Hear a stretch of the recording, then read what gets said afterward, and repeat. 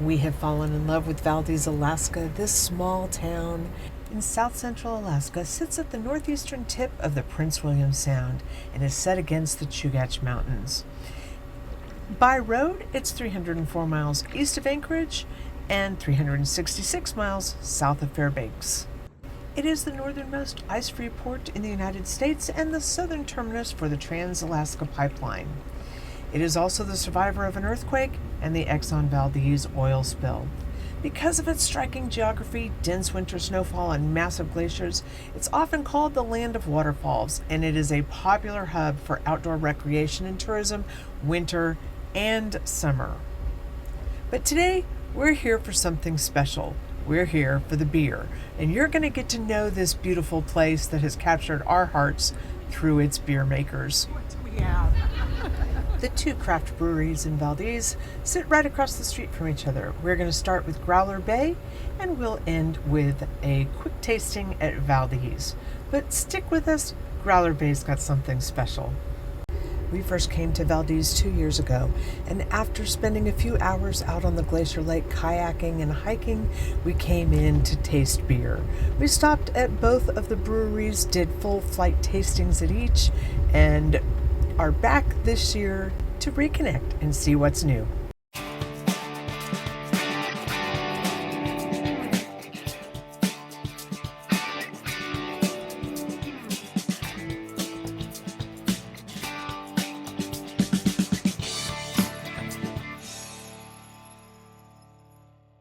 We are at Growler Bay Brewing Company, which is my favorite brewery in Valdez. I don't know you say, it's Valdez, it's a small town, but there's competition here. Both Valdez Brewing and Growler Bay have food adjacent to them, but served by a different vendor. Friendly competition. Friendly competition. What do you love about Growler Bay? It's a local crowd. It feels very local. It's Saturday night in Valdez, and if you like beer and you like people, you're here. Yeah. I like the beer maker. This woman is just a star. She had a dream. She wanted to make beer. She went to school. She learned her craft. She's made it a science, but it's her passion. And, you know, she's at a point now, she's running out of beer at the end of a day. And I think that's a good thing. She's only open on weekends, but possibly she's looking at opening up on Thursday nights, which power to her. You go, girl. You're going to get to meet Rhonda with us. She is the brains and the heart behind this brewery. They can't tell if all of your beers are especially good because I have like a girl crush on you. You're so nice. No, Yes, you are. Your beer is so good. Gosh, thank you. So what have we got here, Jennifer? She's brewing 5 beers today, and we have got all 5. The first one is Glacier City Pale Ale.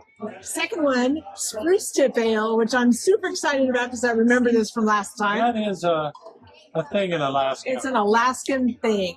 Yeah. Yeah, the history of the spruce tips is back in the day of sailing ships. When they've begun a long time, they would drink spruce tips to prevent scurvy because it was a source of citrus or some of the vitamin C. And I think that's true the IPAs too, or was that just the Spruce Tips? Just spruce, just vitamin C. The spruce tip is really nice because we get to go out. We collect the spruce tips locally. So we all go out. So it has a lot of like community value, and it turned out really good. And it won a couple awards for it. So I feel like really proud of that beer. Well, number 3 is the single TraX XPA. Number 4 is the Haul Out Hazy IPA. And number 5 is a very special beer she's giving us a taste of. I'm not sure everybody gets this one, but this is the Altbier. She means old beer, old style. Exactly, old style German beer. And it's a particular yeast that they were using in old Germany that they could brew cold. It didn't need heat. And so that's the Altbier. And she actually has named it, it's the Altbier, but it's Geheimnis? which is secret in German, the secret recipe old beer. There's a DJ outside, so if you're wondering why it sounds like We're at Club 54 in New York City. We're not. We're actually in Valdez, Alaska. in Valdez, Alaska. All right. So I know with some apprehension, we're taking what they have on a Saturday night. There are a couple IPAs there. So That's true. Number 1 is going to be the Glacier City Pale Lager. I'd expect that to be an easy drinking. Easy drinker. But you know what? It's more than an easy drinker. It's an easy drinker with some body to it. But it's a very good beer. Yeah. It's a more, so most easy drinkers aren't very complex, and this has some complexity to it. And it's an easy drinker, but there's some heft to it. Yeah, I totally agree with that. Kind of stays front and back end. It's really good. Elevated lager. That would be a beer that I would order every time I was in here. Jennifer, I'm going to have to give that a 7.85. Ooh, that's quite high for you. Quite high. Yeah, I'm going to give that an 8. That's a beer I would come here for. Jeremy, if you were here, I would buy you a beer. This is what I would buy you. Jeremy, if you were here, this is not the beer I would buy you. I'm going to wait for some of the more interesting. I think what you're saying is that Jeremy likes fruity beers. Weird beer. That your brother is a little... No, my brother likes weird beer. Yeah. All right. So that's a Glacier City Pale Lager. And yeah, 7.85. All right. I got to tell you, I remember a couple of these beers. Your lager is incredibly complex. Lagers are not a complex beer, and your lager is really complex. Thank you. Yeah. Can I tell you, I really love her tasting, her flight. It twirls. So now we're on number 2, which is the Spruce Tip Ale, and I can't wait for this. And I want everybody to take small sips so that there's a lot left over. I hate IPA. This has every part of an IPA except the part I hate. I love this.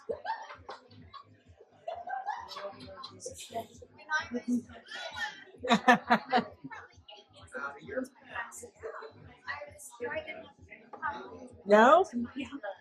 Taste that Spruce Tip though? I can't say that I do. But I mean that is not a bad. You know, I've kind of grown to like some IPAs, and they're not describing that as an IPA, but definitely has a. But it's an ale. It's a bitter. It's an ale. Yeah.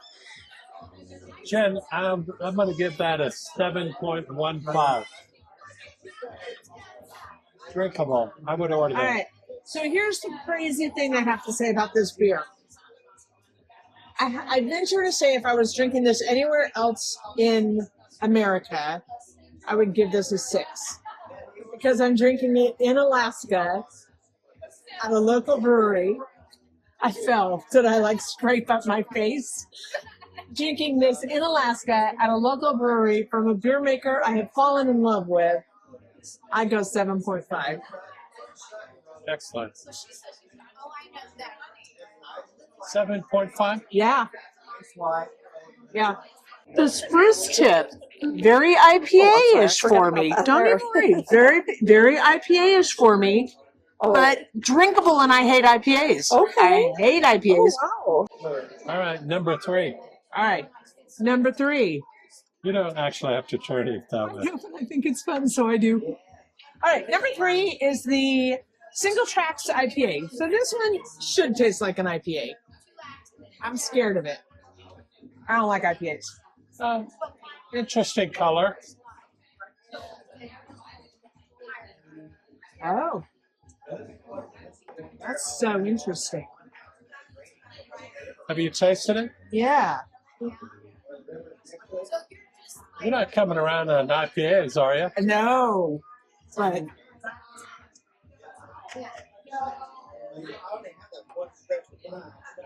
That's the things I like about IPAs. super drinkable. How did that happen?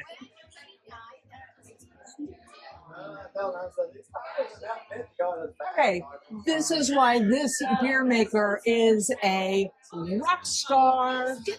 You want my face?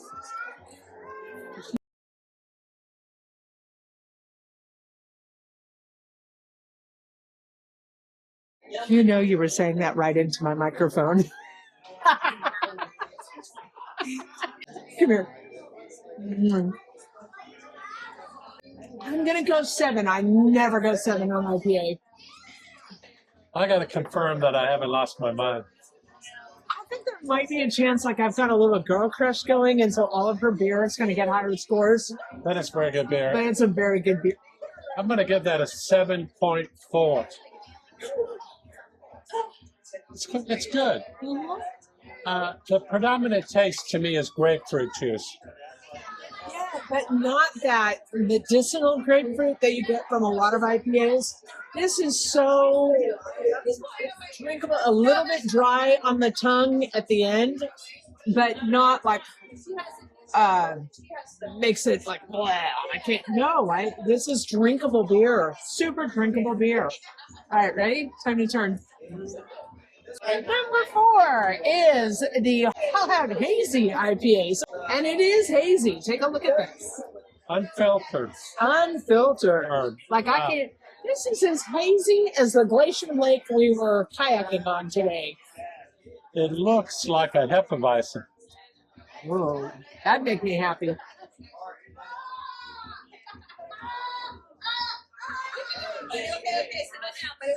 God, her beer is so interesting.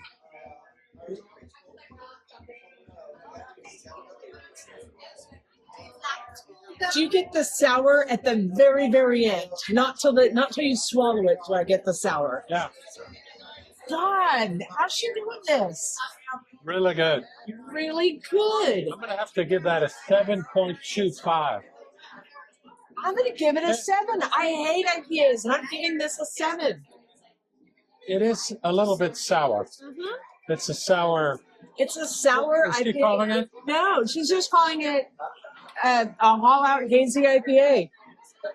It's interesting. Yeah. Her beers are really interesting. She's pulling stuff out of here. And I don't know if it's the hops, the yeast. I don't know if it's her ingredients. And again, her. Yeah, look at that. very warm brown, light brown color, but very hazy, for sure. Just say I'm so proud of her. She's done an amazing job. All right, I'm ready for the alt beer. I'm really excited about the alt beer. And that has a wonderful red-brown color. And hazy. Look at how opaque that is. Yeah, it is. That's true. A nice head on it still. Oh.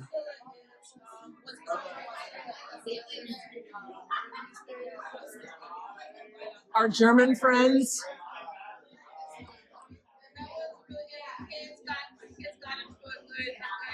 Interesting. I think it has brown ale feel to it.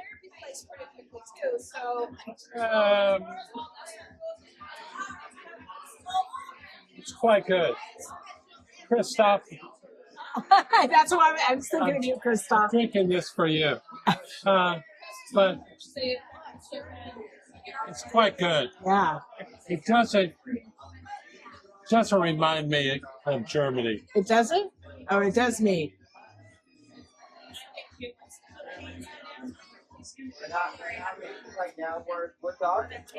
Yeah. Okay. It's quite good.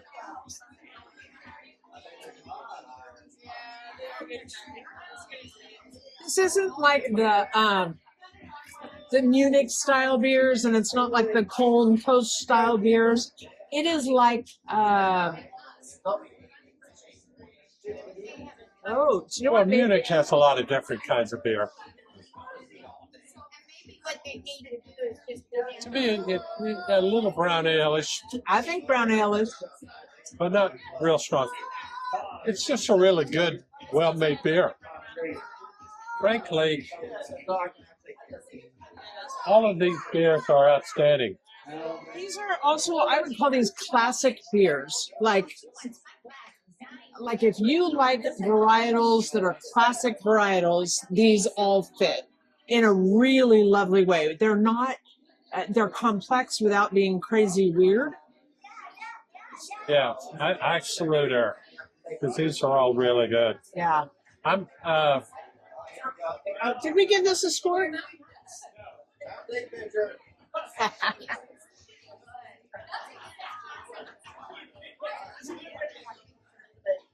that is a 7.45.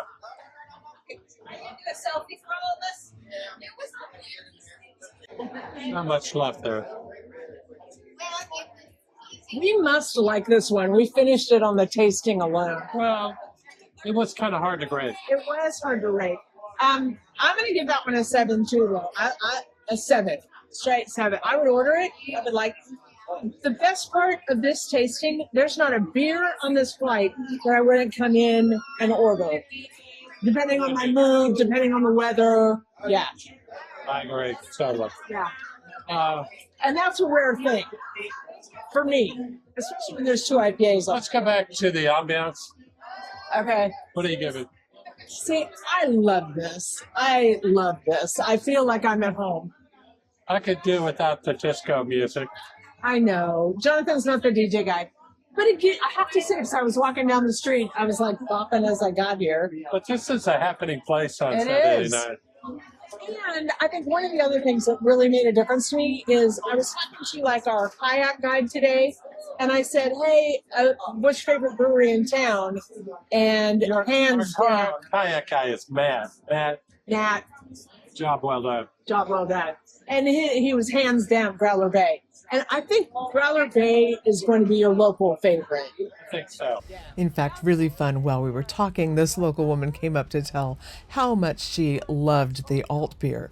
She'd been traveling around the lower 48 states and was trying new breweries every day and really determined they had to come home for the good beer. We gotta go home. We want a good beer. We have to go home. Oh, you guys, I love you guys. Thank you so much. Altbier is amazing. They all are. That's exactly. See, it's not just me. Thank you guys. You guys are also wonderful. Valdez is good, and Valdez had great beers too, so I don't want to knock that. But I think Growler Bay, you've got your hooks in Valdez, which is really nice. Yeah. So ambiance, I'm giving this a 9.5. I really love that. I feel like I'm not in here with a bunch of tourists. I'm here with people who come here to enjoy their I evening. mean, I hope tourists come here too. I want tourists to come here too, but people are here for their evening out. Yeah. And they brought their kids, and yeah. Every one of your beers. So just so you know our scale, if a beer hits a 7, that means I'd walk into a brewery, I would drink that beer. Okay. I would order that. I would order that, yeah. Okay. Yeah. Okay. Every one of your beers was over a 7. Thank you. Crazy. That is a flight, you know. I mean, And even varieties. I mean, That I hate. IPA drinkers, but I've come to like them. He does better with IPAs than I do. whoa, that's very kind of you. And I apologize because we ran out of like the oatmeal stout blue I know today. that killed me that there was no stout. No, it ran out like literally. I'm not even serious. I mean, it was like an hour ago. It was Oh, it was not long ago at all. Yeah, Don't even tell me that. I know. We saved the best for last. I know. We went there first. We come here first. That's all. Well, that's okay. But we wanted to stay longer here. Okay, I have a question for you. First of all, where are you brewing this? I don't see any beer making equipment anywhere. It's in the basement of this building. You went down there. You need to. Yeah. Okay, Yeah. can I go down there? Oh, sure. we At the can end. definitely go Okay. down there. Yes. Okay, so you're in the basement. Yes. Are you living upstairs? No, but it could be. It could be. Because this is an old. This building is really amazing because it survived the tsunami and the Yes. earthquake in 1964. Yeah. And somebody used to live up there, and we could have. Okay. It's just we have brewery takes so much stuff. So the actually the mill is upstairs, so that's where we mill the grain and then go downstairs. So there's a lot of stairs, and I hope that we can get one of those pulley systems or an elevator, but I don't know that. You're hand carrying up and down these stairs. Yes, yeah, it's a Good lot. Lord. Yeah. Okay, and that goes right to your story. You were living in the Midwest, and you said, "I want to be a beer maker."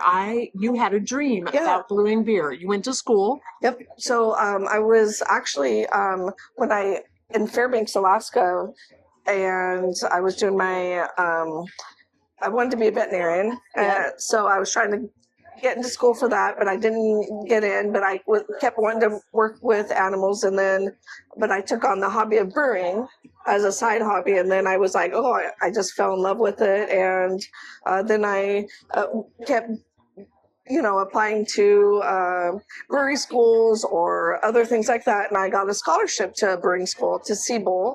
And that helped me get kind of from the home brewer level mindset to kind of that pro brewer set, entrepreneur level, which was really nice to help me. And I took classes how to start a brewery, so I wasn't going in and that was from Sabre as well. And then I took courses at UC Davis. I just immersed myself in all things brewing because I loved it so much, and I have a science-y background anyway. Yeah. But that's the veterinary connection, 100%. I think. Exactly. But with brewing, what I love is that, it's very creative. And so I have that outlet on top of the science, because it's important that you follow certain procedures and keep things clean, and, consistency is important. Sure. So science and art. Yeah. And I know I'm not the first brewer to say all those things, but I do feel that as well as a lot of others do, just that. So then tell us, how did it end up in Valdez? I fell in love with Valdez years ago, and this is where I wanted to start the brewery. I quit my job and I moved here specifically for, let's see if I can make it work, because I didn't want to look back on my life and be like, I wish I did try to do that, Yeah, no regrets. And my voice is a little rough. I'm so sorry. No regrets. But no regrets. And if, just because life is like that, you just never know. And it's worked. It somehow has worked, even though we opened 2020 only on 10-gallon batches, a small homebrew level. Yeah. And 1 day a week, 4 hours. And that was it. And I thought the business plan definitely did not get followed. Right. We had to just go with the wing flow. It with what was happening. What's happening, try to kind of get our heads above water. Yeah. And then one of the tanks that we got, we did a water batch. It had a hole in it, so that threw us back a whole year. So, but the company came through to fix it with sending someone here, but we're at the end of the road to get it fixed. So it took a year back of our time. So we still had to do 10-gallon batches. Oh, wow. Even though there's 3 barrels there, it just can't be used because it has a hole in it. Yeah. Anyway. Oh, that's crazy. That is crazy. Yeah. Where are we now compared to 2 years ago? Okay. So I heard you say that you're looking at Thursday nights. Yes. Maybe opening an extra day. Yep. Opening an extra day Thursday nights. Friday and Saturday. So Thursday, Friday, and Saturday, adding that extra day. Are you at a point where you're running out of beer yet? Oh, yeah. I mean, that's the problem is. Yeah, I couldn't get my stout tonight. Yeah. Just saying. Yeah, we blew out our 3 beers tonight. Yeah. And and I still do 10-gallon batches, but I also do the 3-barrel batches. Okay. But I try to just have the 10-gallon batches are just like my research and developments. Okay. Those little ones I throw in to see what people think, and then of course I can make a bigger batch of that. I am volunteering for the research and development team. Oh yeah, taster. I would love it if you were here. Oh my God, I would so be here. We would have some fun. So, yeah, we would. So, on average, how many beers do you have going at any one time? Going out here. Like, how many do you have brewing downstairs, and how many do you have for sale upstairs? That's a great question. It all comes down to the demand on the weekend and on the unknown, how many people are going to come in during this period of time. Summers, of course, are more active. Sure. But yeah, right now, I have 2 going downstairs. I'm going to brew on Monday, fill another tank.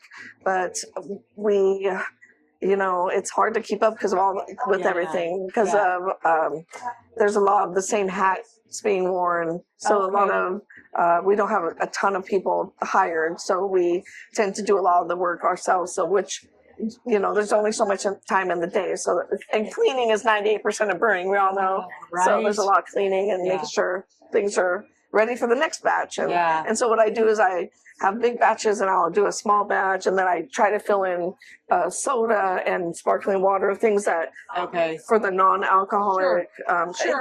Our license doesn't allow us to do mead, cider, or wine, so we can only do beer, hard seltzer, and you know, some of those things. So we always have hard seltzer. We blew out of our hard seltzer tonight, which is, I mean, I had 3 up there. I just and they're bigger batches. So hard seltzers are huge. We actually won an award for ours, so that was really cool. The Spruce Sip won a few awards, so I'm hoping to be able to, you know, keep learning, keep learning, keep brewing, and keep just getting better at what I do. Did Valdez turn out to be everything you wanted it to be? Oh, definitely. I love it here so much. The mountains, it just really calls for you, this type of place. And you don't mind the winters? You know, I don't. I hope that it's hard to get out sometimes, so I hope next year I can go travel. I hope that I get to go do something. I haven't, this winter was we didn't get as much snow, and it was really windy. It was a harsh winter for all of us here. So I need a little bit of sun. Little break. Your favorite beer that you brew? Oh, that I brew? Yeah. Okay. Favorite beer that I brew. I really like, and I haven't brewed it for a really long time.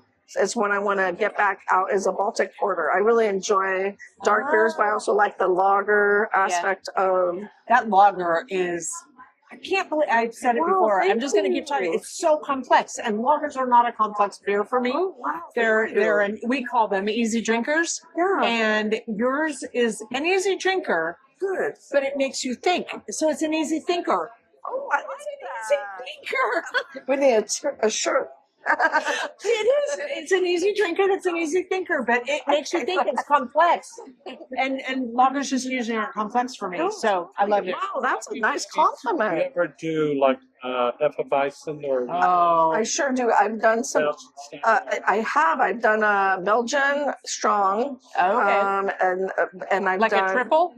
It was 11%, and it turned out really nice. I was really very excited. It was a 10-gallon batch because I wanted to see beer batch. Test out the yeast of that. That makes the best tacos next door. So good job. Good job. Yeah, no, that Baltic Porter is really good.